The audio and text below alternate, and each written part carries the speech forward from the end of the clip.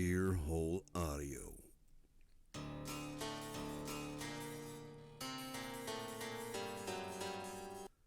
Presents a story written by very talented author David Bryan. Narration performed by yours truly, Mr. Night Marinara. Join you restless souls for Swing Back.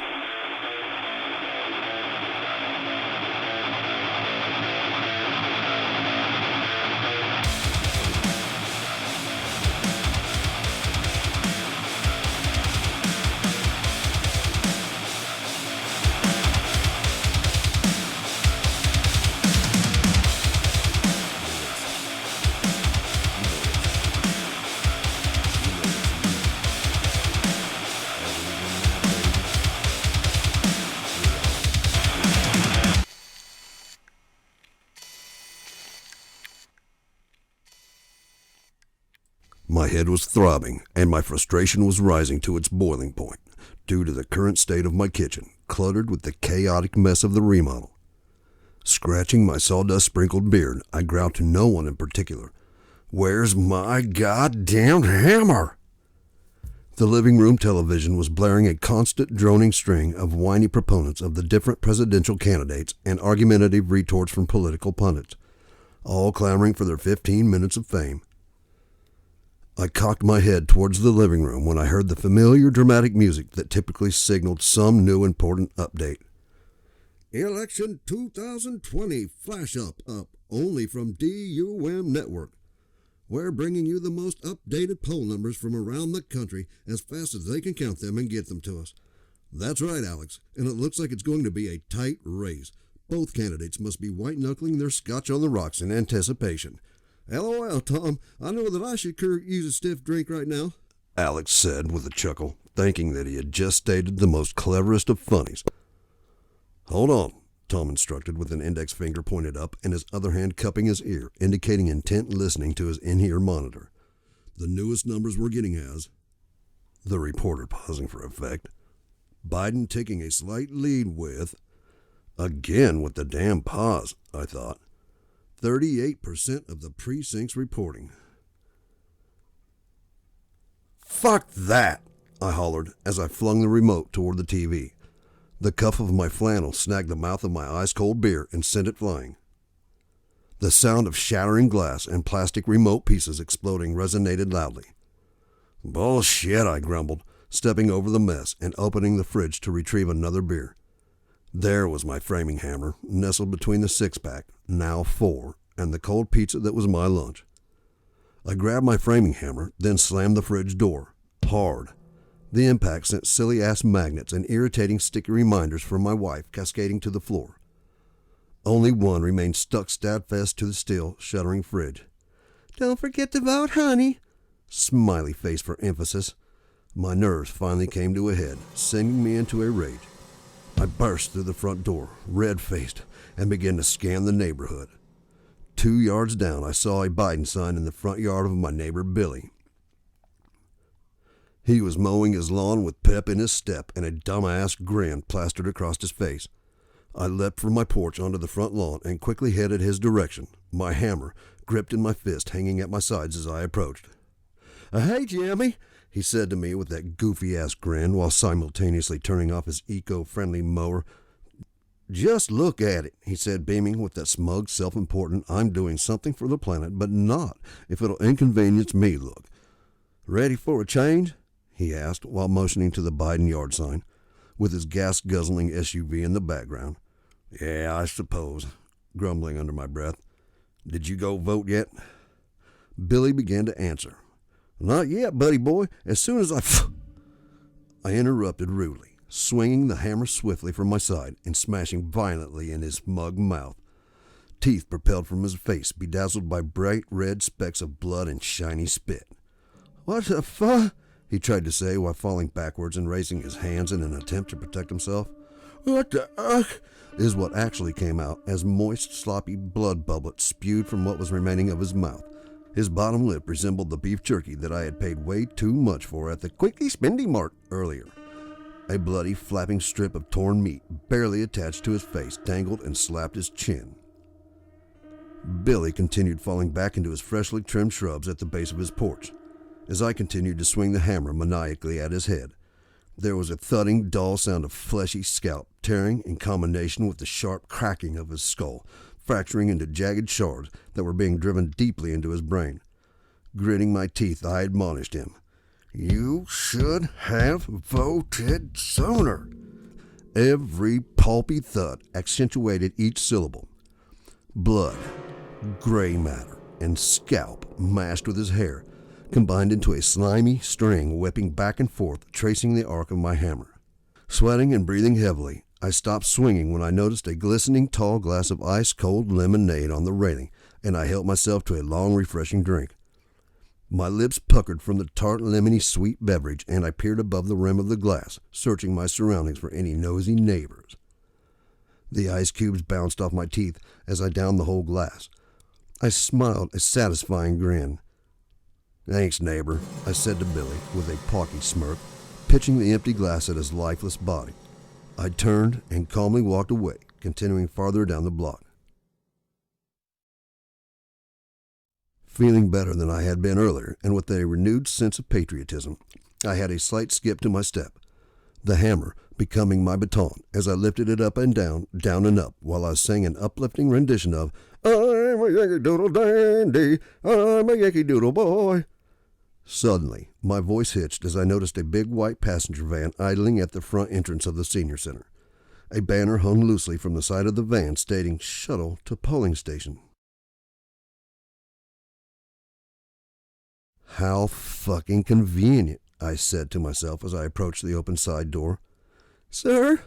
An elderly woman approached me, a clipboard in one hand and a black Sharpie in the other, and an obscenely large campaign button glaringly proclaiming Biden as her candidate was pinned to her sweater.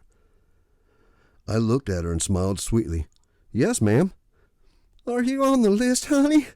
This is the van for Biden supporters," she beamed proudly, pointing to the button on her chest. "Then, right after we cast our ballots, we're heading to the Indian Casino for casting your ballot buffet. Isn't that the cutest?" "Cuter than a kitten cuddling a possum," I said, with a chipper tone dripping with sarcasm. She pointed to my chest and quizzically asked, "Where's your button, sweetie?" I left it on my desk. I was in such a hurry to get down here and join my crew," pumping my fist in the air. The old lady flinched and flashed a surprised smile. She reached into a bag and retrieved another big-ass Biden button and handed it to me. "Make sure you have that on, or you can't board the shuttle. We depart in 15 minutes, sweetie." She continued on, swallowed up, disappearing into the group of aged voters, men and women, all excitedly voicing their opinions and expectantly crowning Biden as their new king. I even heard a few laughingly exclaim that they might as well head to the casino because Biden had it locked up even without their votes. "Fuck am I thinking?" I thought, remembering that the bloody hammer was still clutched tightly in my fist.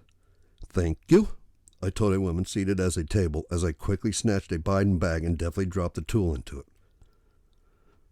Relieved that most of these old buzzers couldn't even bend their stiff necks downward, and even if they could, I doubt their vision allowed them to identify what I was holding. Before I climbed into the van, I turned and began pumping my fist skyward, still caked with blood and brain funk, yelling, "Biden rocks! Woo, woo, woo!" exciting the geezers to attempt raising their gnarled fist above their shoulders and joining in unison, chanting, "Woo, woo, woo!" quickly trailing off with hacking coughs and oxygen being brought hurriedly to their beet-red face.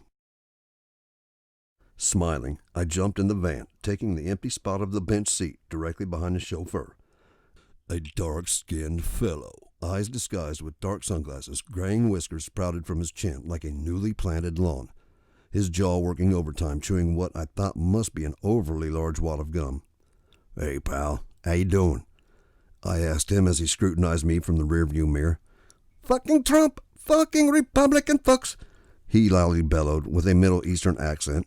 Smiling ear to ear and still loudly chewing, he pointed to a big-ass Biden button on his chest and exclaimed, "Biden is the fucking bomb. He's the man." Gritting my jaw and stroking my tool inside the bag, I gave him a big smile and echoed his exuberant exclamation, "Biden is the fucking bomb," mocking his accent and giving a thumbs up. I reached into my pocket and retrieved my wallet, pulling out a hundo. I reached around the driver's shoulder and presented the bill.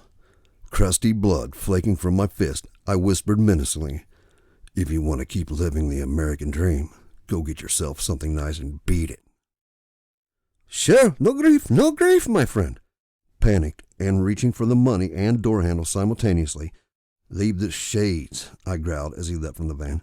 "No grief, my friend. Gift for you, buddy. No grief," he was hurriedly saying while he yanked them from his face and tossed them in the seat and walked away. I picked up the shades and slid them onto my face while I was climbing behind the steering wheel. I tapped the horn a couple of times and hollered, "Come on, geezers. Let's mount up and go rock the boat." Slower than the dinosaur's evolution to petroleum byproducts, the geezers clambered into the van noisily, with all the accompanying groaning and farting resulting from stepping up and bending over and taking a hard seat. I jumped from the driver's seat, ran to the side doors. "All set," I hollered as I winked coyly at the old woman who unwittingly gave me my plan. "All set," the crew hollered while I slammed the doors hard, causing a startling bang that gave the geezers a shock. Fuck, I thought. I hope no one shit themselves. I can't stand the smell of old fucker's crap. I returned to my seat behind the steering wheel, slammed the door hard, and quickly tapped the horn a couple of times as I drove away from the senior center. I swear we were only on the road 5 minutes before hearing, "Slow down," hollered by some old coot with a raspy throat, shredded by years of a 2-pack a day of Pall Mall non-filters habit, whiskey torn while yelling at the Kansas City Chiefs defensive line to "Stop the run! You're going to kill us," he yelled again, setting him into a phlegmy, hacking coughing fit that continued for what seemed like 10 miles. I observed in the rearview mirror that one of the grannies was trying to get his oxygen mask fitted to his reddening, wrinkled face, as another old gal was slapping his back with a thwop, thud, thwop, that sounded similar to a fat, meaty palm flattening the doughy yeast ball of homemade Jewish rye. "Jesus H. Christ," I mumbled under my breath through my grinning mouth. "You've been killing yourself for decades." Then I gave a quick jerk on the steering wheel, veering left, and then right, then back straight. The action thrashed about the old wrinkled noggins to and fro like a newborn baby with stringy gray hair attempting to hold its head up. "Sorry, folks, about hit a possum." It was quiet for a time, the silence eventually being broken when the button lady quizzically asked, "Is this the right way to the polling station, Sonny? I don't recognize any of these buildings." "Oh, hell," I grumbled and smacked the right side of my head. "I was heading to the casino. I totally spaced off the polling station. I swear I heard someone laughing as they said Biden seemed to have it clinched. Probably didn't need her votes. Might as well head to the casino." Looking back through the mirror, I could see people nodding in agreement. "Well, I'm not sure," Button Lady started to protest, unsure of her fellow retirees' attitudes. "No worries, my beautiful Biden Queen. I'll just swing her chariot on around and get us back in the right direction." "Just like Biden is going to do with America," she said, giggling while sheepishly smiling and offering a raisiny thumbs up. I let off the gas pedal, decelerating to a turtle's crawl. As I edged the van over to the side of the narrow road, I felt the passenger side tires sinking into the soft shoulder, causing the van to lilt sideways towards a steeply dropping bank down towards a dirty, stinking muckhole of a creek. "Whoa!" exclaimed the oldies in staggered unison along with my own "whoa" as I braked to a complete stop. "Don't panic at the disco, folks. I need you to all stay inside, stay calm, and stay still." I lifted my sunglasses up from my eyes, pushing them to the top of my head, burying them into my bushy brown hair. I slowly meandered to the rear of the van while I eyeballed the road in one direction, then the other. Daylight was waning, accepting the dark encroachment of the evening hours. No headlights for miles. "All righty, geezers," I began to inform my passengers. "Seems we're in a bit of a pickle here," I said, feigning an embarrassed grin. "So here's how we're going to do this. I'm going to help you exit the van right here, safely, one at a time. I just might be able to get this old machine back on track with less weight." "What?" bellowed a nasally man from the back. Agitated, I began to yell louder, then decided, fuck it, he'll probably forget it quicker than it would take for me to repeat it.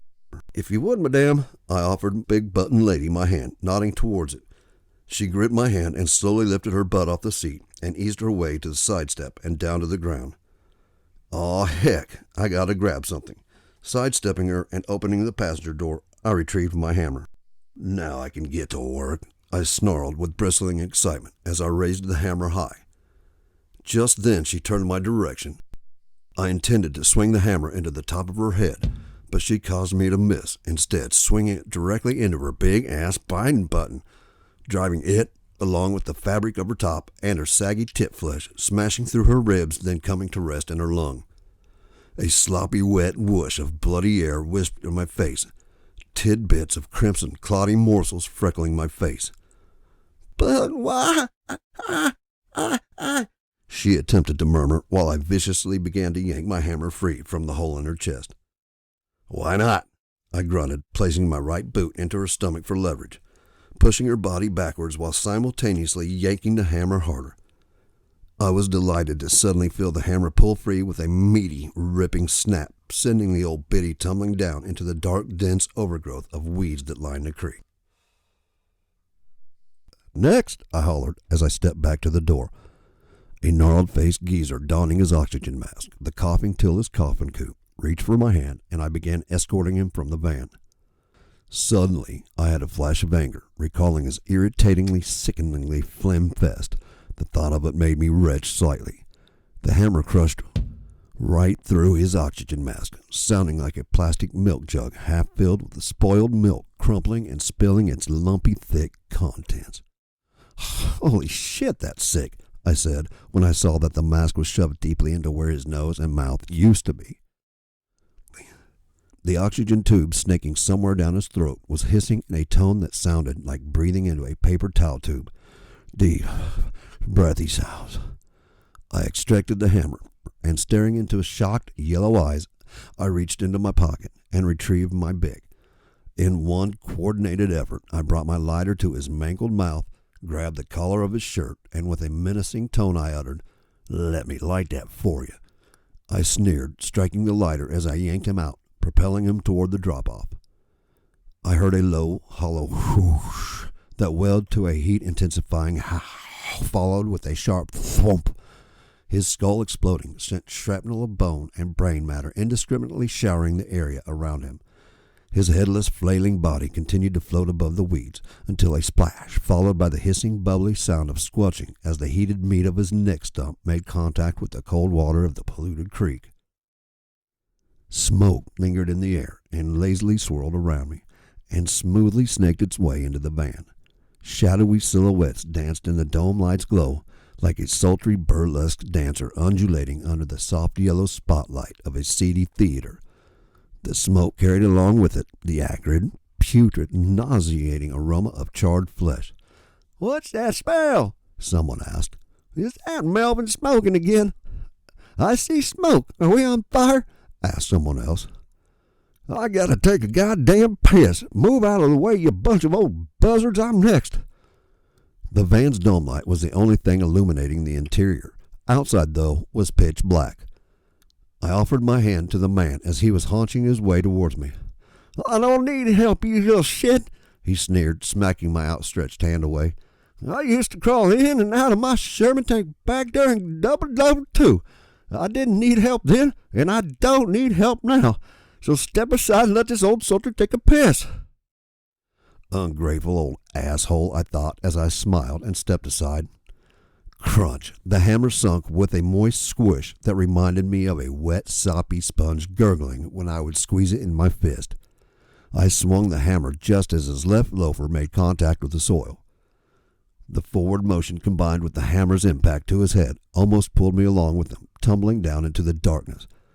But I was able to plant my feet and pull the hammer from the hole I had just made, leaving a jagged, fleshy wound puckering outward, causing me to giggle a bit. It kind of looked like them duck lips that all the wannabe hookers did when they took selfies. The puckered meat hole of his skull faded away from view, disappearing along with the rest of the old man's limp body down towards the creek. Worried that this was taking way longer than expected, and fearing that a vehicle might stop and offer assistance, I shifted into high gear. Something akin to a frenzied final push that candidates mount, rallying support from the most fickle of voters.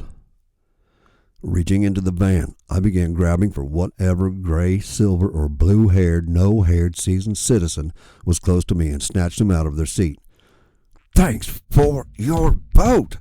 My hammer smashing wildly, punctuating each syllable. The forehead. A fucking eye socket. Denture-filled mouths. An ear hole. Snot shoots. It didn't make a bit of difference. There was no time for precision anymore.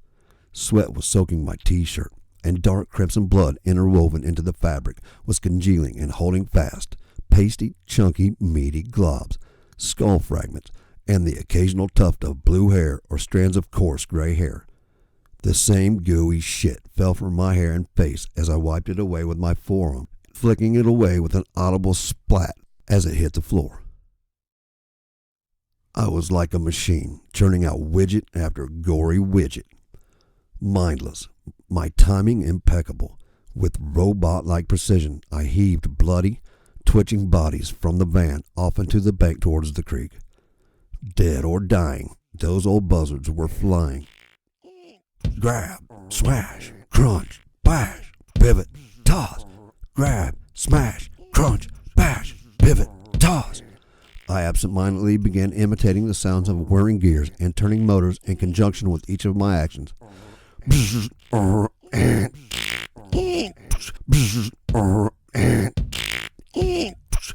I had no idea how long it took, but when I reached for the next widget, I was stunned to find the van empty.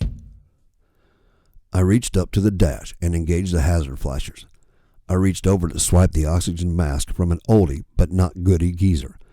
His toupee pounded deep in his skull, reminded me of a prairie dog's peeking from the holes dotting the earth out by Abilene. I jumped a bit when the old coot mumbled something unintelligible when the mask's elastic strap snapped. I took a long pull from the mask. Immediately, the oxygenated gas re-energized my resolve. I wiped my face and hair clean of the gore, threw my flannel on, and coolly stepped from the van and started walking back towards town.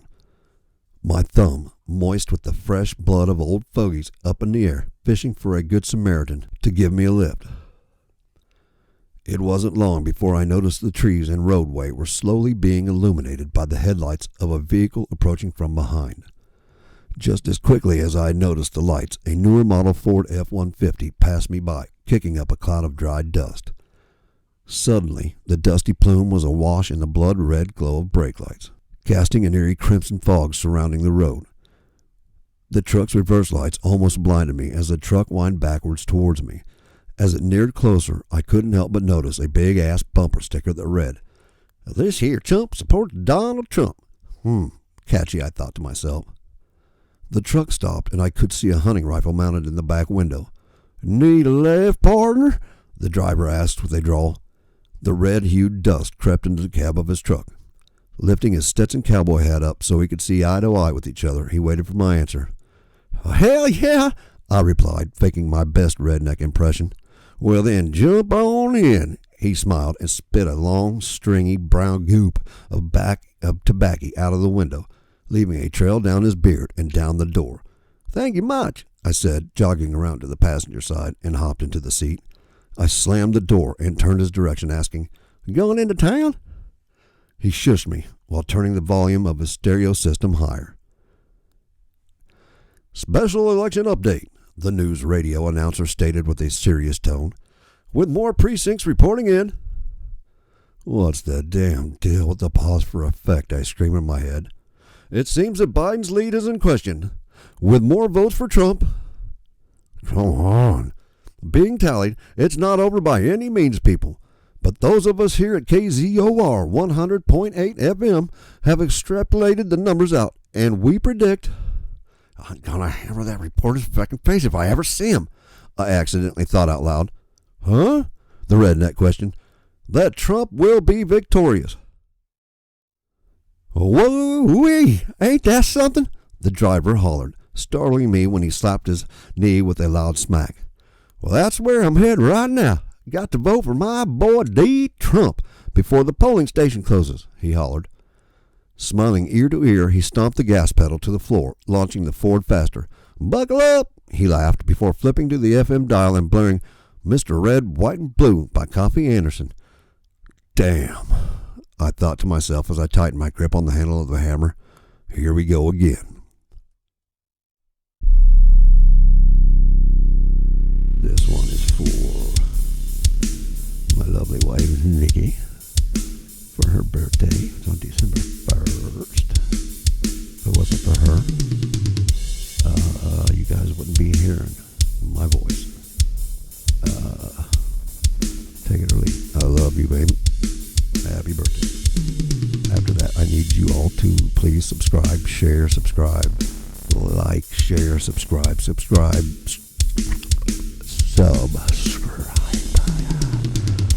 Thank you. This is Mr. Nightmare Nera. Enjoy.